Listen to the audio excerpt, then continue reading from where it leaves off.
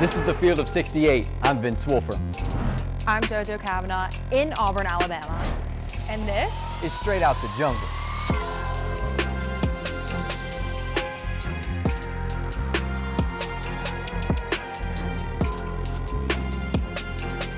Welcome back to Straight Out the Jungle. My name is Vince Wolfram.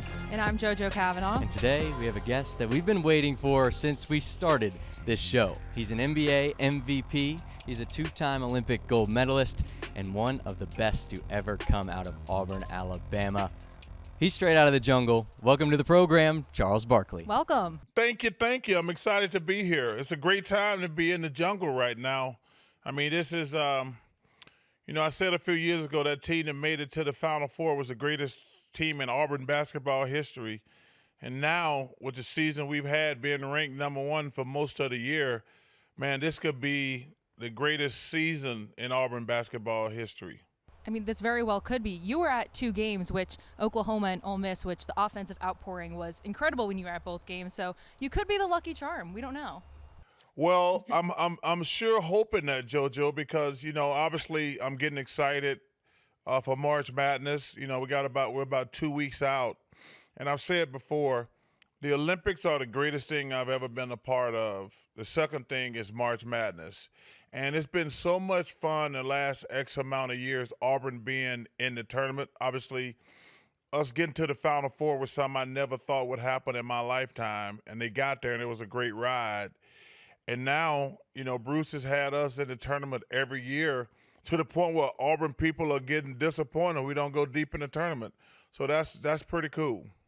Yeah, so I guess we'll take it back now to when you were a player, student athlete at Auburn. You won the SEC Player of the Year in 1984. At that point, you were unstoppable. Yeah. Janai Broom in a similar boat this year. And Charles, he's got you in points, rebounds, and assists. What impresses you the most when you watch Janai Broom take the floor for the Tigers? Well, I think his ability to stretch the floor. He's added a jump shot to his game where he posts out on 15, 20 feet, even out to the free throw line, which has expanded his game. But also, I think he's a tremendous passer. That's one of the reasons they're able to run their offense through him. So he's a terrific player. I would say this, if he can finish this journey, I'd say he's probably the greatest player in Auburn basketball history. If they win the national championship, I'd probably even say if they get to the Final Four, he would be the greatest player in Auburn basketball history. He's also been compared to another guy you know very well, Shaq. He's on pace to be the first SEC player since 1991 to average 15 points, 10 rebounds, and 2 blocks in SEC play. So have you and Shaq at all talked about Janai Broom or the impact Janai Broom has? Well, JoJo, anybody who thinks that is stupid and they're an idiot. Do not compare Janai Broom to Shaquille O'Neal. I mean, first of all, Shaquille O'Neal is the biggest human being I've ever seen in my life, and I get to work with him every week. But that's really not a fair comparison. I mean, you can always do the stat thing if you want to, but Shaq is one of the greatest, most dominant big men to ever play in the SEC and the NBA. Now, Janai, I love what he's doing at Auburn, and I hope he can finish this journey. But if anybody tell you they're comparing Shaquille to Janai, you tell them they need to they shouldn't be in sports. They should be like a chef or something. I got another Janai question, though. Janai Broom or Cooper Flagg National Player of the Year? Who is your vote right now? Well, I don't have a vote, first and foremost. I think I think that Cooper's probably gonna win it because they just been demolishing people. I think the injuries set Janai back because early in the year he was the clear-cut favorite. But I think the injury has derailed him. But in fairness, what Duke, I think the last time I saw it, they've won 4 straight games by 30 points, which is hard to do. I don't care who you playing against. That's really difficult to do. So I would love to see Janai win it, but I think Cooper Flagg has got to be the leader in the clubhouse because of how dominant Duke has been. Yeah, Duke's been winning games, but so is Bruce Pearl, and he's up for Coach of the Year as well. We know him to make statement introductions. With Janai Broom, he pulled up in a red pickup truck. For Chaney Johnson, it was in a Bentley. What was your first memory with Coach Pearl? Well, my first, so I had been covering college basketball So, really for the last, I started in January. Like my first 2 to 3 months is all NBA. And starting January the 1st, we get a conference thing, a notepad on every conference every week. I've probably watched two college basketball games every day for the last 2 months. Oh, actually, it's 3 months now. It's already into March.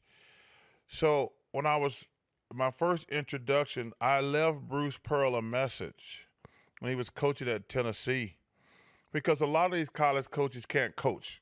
I'm sitting there when I'm looking at the tape. I'm like, that team just ran the same play 5 times in a row and got a good opportunity every time.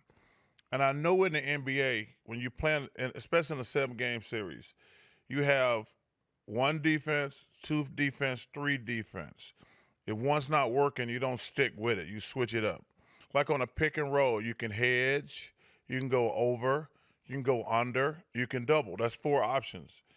So when my first recollection watching Coach Pearl's teams play, and like I say, he was at Tennessee, I was like, I actually called Tennessee and left him a message and say, hey, we've never met.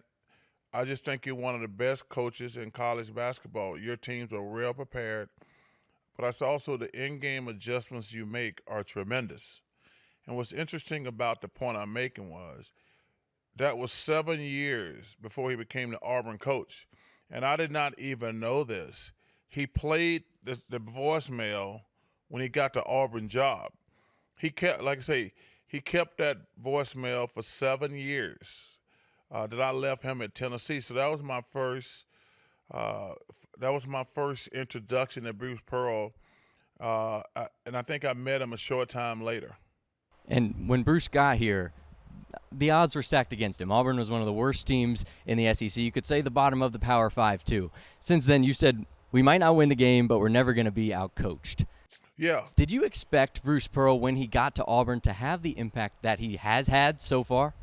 Well, I knew it was just about getting the players. I meant what I said in that voicemail. He's a terrific coach. We're never going to get outcoached. I actually think he experiments at times. Like, he'll start the game out trying to figure out what combination works the best. And that's what great coaches do, because you always have a game plan going into a game. But sometimes they don't work. And so you have to be able to think on your feet in really quick timing, because, the game can go really quickly and get out of hand really quickly. But like I said, we're never going to get out coached from an X and O standpoint. And once he started getting players, the rest is history. Transitioning from the era of one and done in college basketball, has Bruce Pearl and this team proven that an older roster can go on and win championships? Well, JoJo, we don't know that yet. I think that the beauty and the brutality, that's one of the things about sports. It's beautiful, it's amazing, but it's brutal. A one and done scenario is so difficult. To be able to win 6 games. First of all, you're dealing with 18, 19-year-old kids, and they're dominant rocks. I always tell people, every parent know their kid don't know their ass from a hole in the wall when they're young. And you factor in, because you're going to make mistakes. That's what college and young life is for. Hopefully you grow up and mature. But everybody, myself included, you do dumb stuff when you're young. But you factor in the amount of pressure that these kids are going to be under. Because let's be honest, Auburn and Duke are going to be under the most pressure to get to the Final Four. Houston is terrific. Tennessee, Coach Barnes, he's got that monkey on his back. Florida is terrific. Coach Oates got there last year. But if Auburn and Duke don't make it, Kevin Sampson does a fabulous job down in Houston also.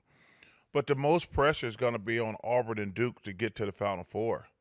But, you don't want one bad half, one bad game, and it's over. That's the beauty and the brutality. And we see it every year. I mean, there's going to be a Cinderella every year, and that's great. That's the beauty of sports. That's the beauty of it. And that's what separates March Madness from the NBA. And in the NBA, you got to beat a team 4 times. You're not going to fluke 4 wins against a team. Yeah, but you can in March Madness, you can fluke one game. The best team doesn't always win. Yeah, and last year we saw that. Chad Baker-Mazara had a tough time in that first game against Yale, and since this season, he's emerged as one of the X factors on this team. When you watch him, what's something that stands out to you? One thing about Chad Baker-Mazara's game that sort of jumps off the page. Energy. Energy is one of the most underrated aspects of players because they lift. If you see a guy out there working his behind off, you have no choice but to raise up your level. So his energy level is so great for the team. Now, it hadn't got him in trouble a couple times. It's kind of you live with it, but you got to die with it. But his energy level, to me, because they asked me earlier this year because he wasn't shooting the ball well. I said, it doesn't matter how well he shoot the ball. If he just give Auburn great energy, the rest of the team is going to follow him. Some of that energy charged up on trash talk. Always good to get in on trash talk. Yes. Thinking about your career, what was one time a piece of trash talk that somebody gave you that got in your head? I think Chad has such an ability to get in people's heads, whether he means to or not. The mental game is something he has such a gift for. Do you remember a moment like that for you where it might have worked? No, I ain't gonna ever let anybody mess with my head. But because because even if they do, you can never show it. You can never show, like like I'm not comparing the two, but I'm gonna say so. Like if a boxer hits you with a great shot, you got to act like it didn't hurt. You can't let him know it hurt you. And listen, that's not just in sports. That's in life. Like when you two grow up and go out and get a job, sometimes your boss gonna say something to you. You can't cry at the office. You can't curse him out. You have to be like, because y'all probably, most people, 99.9 work for other people. And sometimes your boss has to kick your ass, but you can't start crying at work. You got to be like, okay, I got to do better. And it's the same thing mentally. There's 2 guys on Auburn's roster that kind of have this really cool relationship. I love talking about it. It's Janai Broom and Todd Pettiford. You see them synced on the court all the time, but then off the court, whether it's senior to freshman and big man to point guard, they kind of have this fun relationship where they're on the court, they're on fire, and then they're joking around in practice. Did you ever have that kind of relationship with, a point guard where you guys kind of clicked in that same way? Well, because my point guard, Paul Daniels and Gerald White didn't pass me the ball enough. They were always passing to Chuck Persons. So I never really got along great. I'm just kidding. I played They got to get you the rock, Chuck. Yeah, they got to get you the rock. Exactly. I played with 2 great point guards, Paul Daniels and Gerald White. And unfortunately, Gerald passed away last year. It was a very difficult time for our team. We actually lost Frank Ford a couple years ago. But yeah, the point guard is the most important person on the team. He's kind of like a quarterback. His job is to get the ball to you and the other players, but in a situation when you can be successful. A good point guard you should never get a ball to a big man and have him dribbling up and down the floor. He should be finishing. So I can understand Janai because, listen, there's a reason he's, number one, he's a hell of a player, but the point guard is giving him the ball in a great situation. Yeah, Todd Pettiford seemed to do that all season long. And you talked about great positions. In 2019, Auburn men's basketball was in the best position they had ever been in, the Final Four. And you sat down with them before their Final Four run, and you told them, I never won a championship. I got to live with that for the rest of my life. You guys got a chance to do that.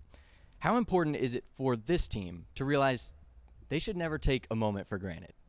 Well, you can never take a moment because let's be honest, there's very few times you're capable of winning a championship. You very seldom do all the stars align together. Like when I was good at Auburn, the team sucked, and by the time I got good, it was time for me to leave. So it was one of the best basketball decisions I've ever made in my life going to Auburn because it gave me an opportunity to play as a freshman, which a lot of freshmen aren't ready to play. So it really helped me grow and mature as a player. We really were good my sophomore year. Well, we were solid, but we still didn't make it to the big dance. Then my junior year, we were really good. We made it to March Madness. but I had to make. If I had stayed my senior year, we would have been. I don't tell how great we would have been, but I had to do what's best for me and my family. But the thing, I mean, in my wildest dream, I never thought Auburn would make it to a Final Four. I was so proud of those kids in that moment. And I said, hey, now you're here, you got an opportunity to cement your legacy for the rest of your life. And Final Fours are great, but at Auburn, they're chasing a championship. Auburn 2019 made it to the Final Four. Chuck, I want you to finish this sentence for me. Auburn has to do what to make a deep run in the month of March? Well, I think the first thing you got, rebounding and turnover are always the two most important factors in basketball, in my opinion. But, you know, they're unique because they can beat you inside, outside. Not very few teams can have a combination of both. I said this before, not just now I'm on your guys' show. Auburn has the best combination inside, outside in the NBA. Excuse me, in college, excuse me. If they were winning that in the NBA, we'd be in great shape, I think. But I think that they have the best combination. They can beat you inside or outside. But when you're in a one-and-done scenario, the team you're playing against, they kind of get a free run at it. Because whoever, until Auburn probably won't play a great, well, it's not, I shouldn't say that. No, that's just stupid to say. I shouldn't say it. They won't, until they get deep in the tournament, they won't have to play a team that's probably on their level. But those other teams they play in the first round, second round, they got nothing to lose. When, you know, that stat, a 16 against a 1. There's nothing to the 16. They on spring break. There's nothing for them to play for. Like they're like, we're supposed to lose. That's gonna free them up mentally, gonna free them up physically. So it's just very difficult. But there's gonna be a tremendous amount of pressure on Auburn this year. Auburn Final Four 2019, but hasn't made it out of the second round of the NCAA tournament since. Who do you think on this team will have the biggest impact in March besides Janai Broom? Pettiford and Kelly, I think they got to shoot the ball well. Chad got to be really careful with his emotions. You know, Nick Saban, the greatest coach in college football history, he says, I want you to play with emotion, but don't be emotional. And I asked him about that one time. And if you go back, he said, especially in big games when you're really excited and all the TV networks there and the fans are going crazy, because one emotional decision gets you tossed from the game or gets you a penalty. Playing with emotion and being emotional are two different things. If Auburn they got a terrific team. When you have the best team or a really good team, you just can't make mental mistakes. You can't help the inferior team. That's the one thing you can't do. If you're better than a team, we can't let them shoot a lot of free throws. Can't let them have. We can't turn the ball over. We can't let them dominate us on the boards. So the number one thing for Auburn, they can't help the other team because they're good enough to win. I mean, this has probably been by far and away the hardest schedule in Auburn basketball history. Going back to what they did in Hawaii to now, the SEC is the best conference by far. Yeah. So they just can't help the other team win.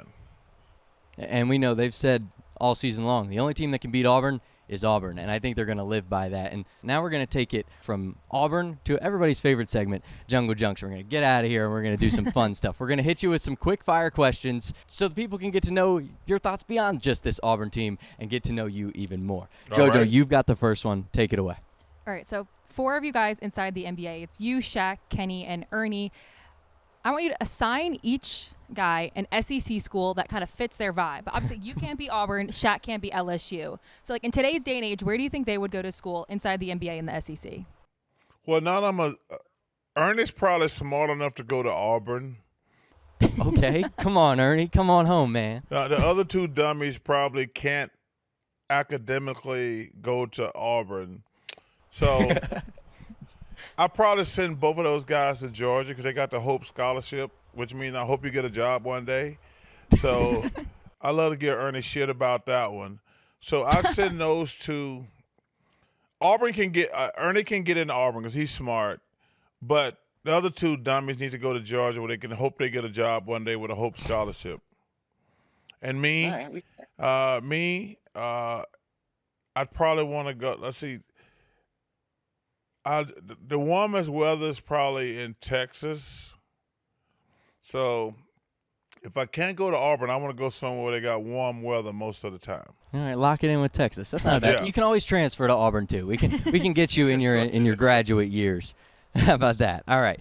Second one. You've been on Inside the NBA since 2000. What's a memory that comes to your mind about the show, being on the show, that makes you laugh every single time you think about it? I don't think it's anything to make me laugh. I think that there's been some games. Like tonight, LeBron scored like 30 points in a row. The Kawhi Leonard, when the ball bounced on the rim like 10 times before it finally went in. I think those are more memories for me than anything that makes me laugh. Think about it. I get paid to watch the best basketball players in the world. We were at the game. It was the conference finals. It was LeBron was playing for the Cavs and they were playing the Pistons, and the dude scored 30 straight points, and we were sitting there like, this is incredible. Keeping it with the NBA, I'm a Knicks fan, so I feel like I have to ask this. I know Cap, your producer, is too. I'm kind of scared for this answer, but wait, Cap's can the a Knicks New win York it all? fan? Yeah, I'm from New York. I'm a Knicks fan. Cap's not from New York, is he? Yes. I didn't know that. He's not important enough for me to know, in fairness. I'm just giving Cap a hard time. Can the Knicks win it all? No. Stop it. You know better. I hate when people ask me a question they already know the answer to. I had to. That drives me. It's so funny. Fans are hilarious. Fans, I'm not talking about you. I'm talking about regular fans. Like, he's talking about you. They're like, what do you think of my team? And I was like, well, what do you think of them? And they're like, well, I said, see, you don't know they're any good either. So, but I always laugh because, listen, the Knicks can't win a championship. Tough. Sorry, champ. I guess going back to championships, the gold medal team from 2024, Dream Team, both won gold medals. If those teams played this summer in their primes, what would the score be? The 92 team is, as most people say, the greatest team ever put together. I feel really good about that. We had a combination of everything. It was incredible in the first Dream Team. It was everything. But like the Olympics. Go, you two, if y'all get a chance, go to the Olympics one time in your life. I told you, other than March Madness, it's the coolest thing I've ever seen in my life, and it's pretty awesome. Call God. This is kind of the symbol of this team, the celebration. Have you seen the celebration? And is there a celebration in your career that kind of no autograph, sir? No autograph. Hi, Ernie. Hi, Ernie. I see the man wants autographs, but I'm trying to work on the Auburn group. Gotta stay focused here. So have you seen this celebration, and what do you think about this celebration, the Call God celebration for this Auburn team? Well, when you're doing celebrations, you better finish the job. Celebrations only good when you win. Don't forget that. And and that's the thing. I told you, the beauty of March Madness and the brutality of March Madness. Like, they got to.